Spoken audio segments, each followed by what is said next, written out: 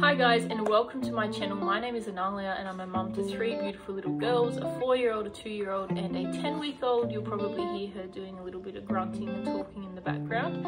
Today I want to talk about the routine that we use to homeschool our preschooler and also the resources that we're currently using. So the first thing I want to mention is Busybook. This one is the one that we're currently using. It's the newest one that we've made. I actually made this one myself. I'll link it below. It's in my Etsy store.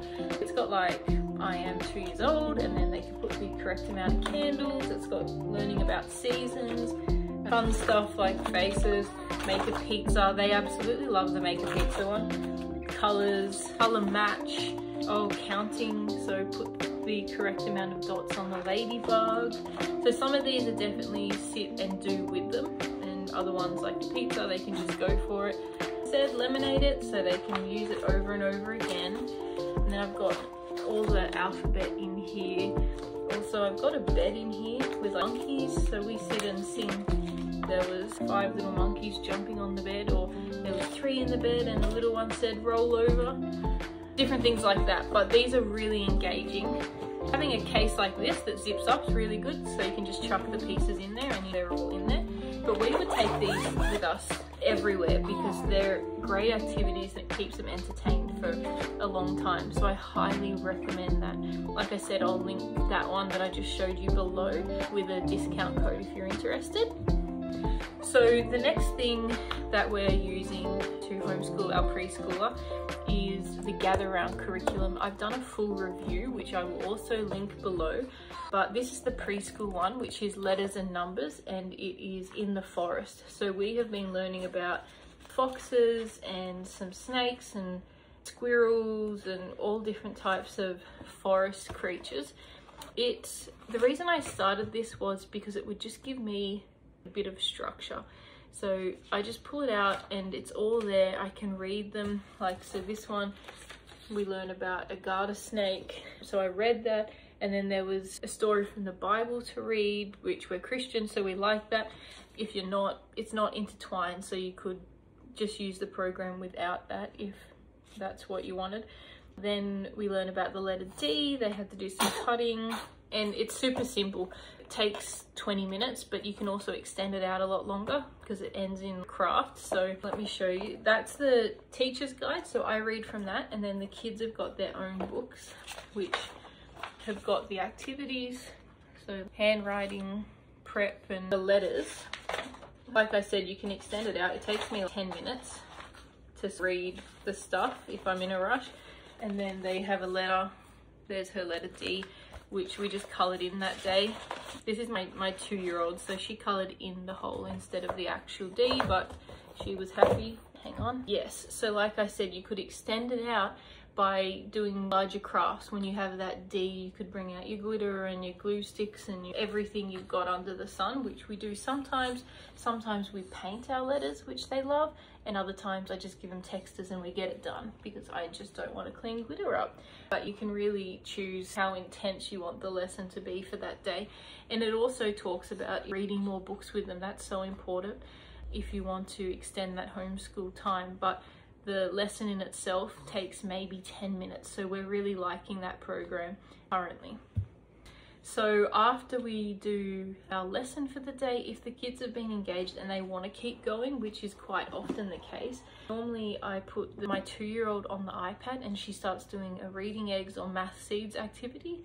And because she's 2, sometimes she's just watching the educational videos, but she calls them her lessons and she's learning. And then we pull out this reading egg book for my 4-year-old, and she just does as much as she can handle. I sort of set, maybe just do this page or do this, and then it's your turn on the iPad, and she's happy with that. The other thing we do is pencil control book. I got this from Amazon, which I'll also try to find, but I'm sure you can find it. It's just got heaps of different pencil control, different shapes and lines. And actually this one doesn't have letters, it is literally just the lines and stuff, which has been good practice. Someone's coloured in a unicorn, so I quite like that. They like that too because it's a bit more simple than the reading eggs book if they're not really in the mood. And then we also have these Magic Groove books. So these are actually really awesome, and I wasn't sure if that would be a waste, but they've got like letters, and there are, well, so there's a few different books. It was all in a pack, and I don't think it was very expensive. This one's practice. This is the alphabet. Then there's numbers and what's that? Drawing and maths. So it comes with a whole bunch of pens, and it's got the grips as well. But let me show you. So the numbers have got the grooves, so they actually stick in them, and then when they color them in with the pens, it starts to disappear after a minute. We just keep reusing them. My 2-year-old uses them too. She just draws all over them. My 4-year-old actually does the letters and the numbers, but they have also been awesome, and the kids think they're really fun. I don't think you need this many things, but I find that rotating them keeps them interested, along with, like I said, the Reading Eggs program on my iPad. They really enjoy doing that, and Math Seeds. And then what have I got? A Learn to Write, which is an write and erase book, which is actually my 2-year-old when she wants to do those other books that my 4-year-old's doing, and I'm able to just give her something to do. So that's sort of the books that we're currently using. We also have these. I have a few more in the cupboard, but these are the books that go with the Reading Eggs program. They're super simple. Sight words and letters and that sort of thing. There's only like 6 pages, but she's going over them because she knows the numbers, the letters from the Gather Round program and from what she's doing on the iPad. So it's all sort of just clicking, and I think it's just reinforcing what she's already learning. So those are good too. Besides those things, we also try to read as much as possible, which I'm actually really slack with, but trying to get better because I know how important it is. Going to the library is a once-a-week activity for us to pick out some new books. That's always exciting. We just do a lot of craft as well. The girls absolutely love craft. Play-Doh, which I've heard is actually quite good for preschoolers. Besides being fun, it builds the muscles in their hands to prepare them for being able to write. And then I'll print stuff like these for line tracing, but also for cutting out with scissors. So this is my 4-year-old. This is actually quite old, I think, but she did a really good job cutting that one out. Quite proud of her. But so, and then I guess the other thing would be just providing lots of play opportunities. Role play with the kitchen, with dress ups. Our girls love dressing up. We've got Magnetiles, Lego, Duplo. The girls love doing craft. And then I find actually pulling them out, when I'm like, go play, they just don't go and play.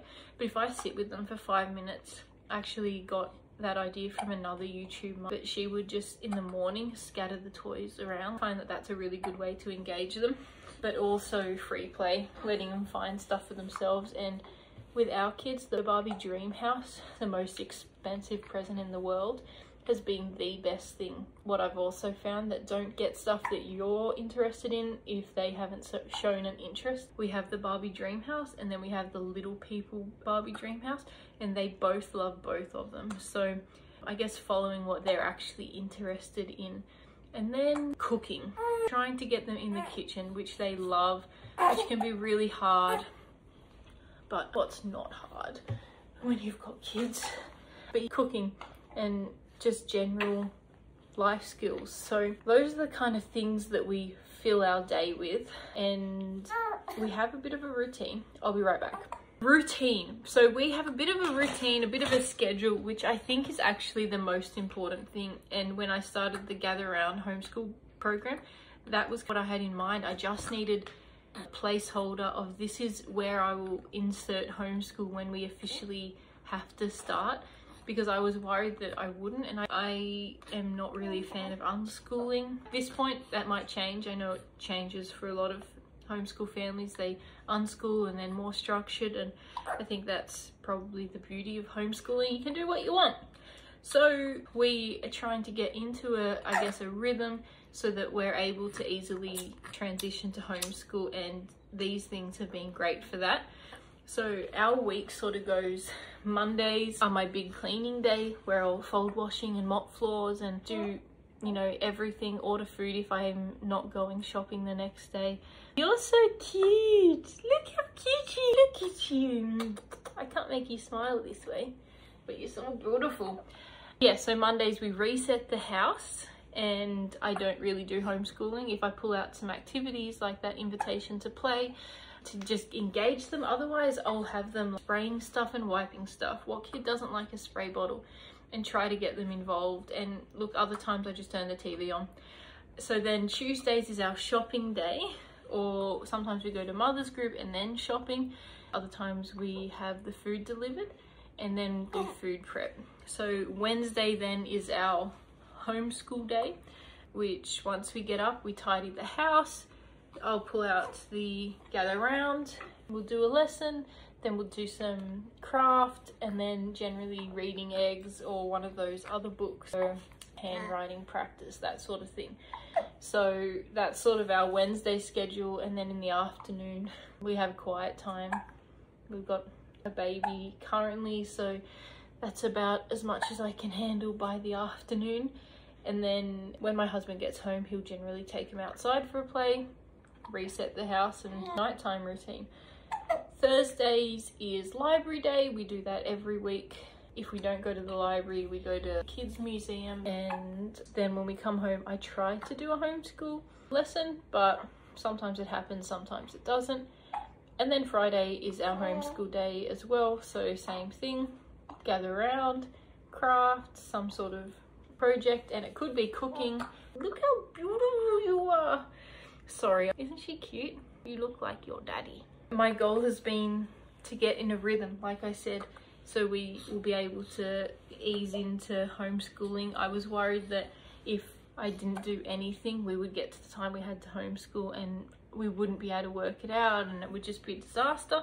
But because of all of this, I guess, placeholders, I just feel that we're going to be able to easily insert homeschooling into our routine now, which was my goal with starting all this, and because my 4-year-old wanted to learn to read. So we're just following cues at this point, but I just think that not putting pressure on yourself. If all you do is let your kids play, even if you have the TV on all day, but for an hour you're like, go play, role play, build something, do something. Not that I'm recommending having the TV on all day, but I understand that that happens. I don't know how parents don't put the TV on sometimes. Anyway, so that's it for this video. I hope that that's helpful to some degree to someone. I'll see you in another video. Bye.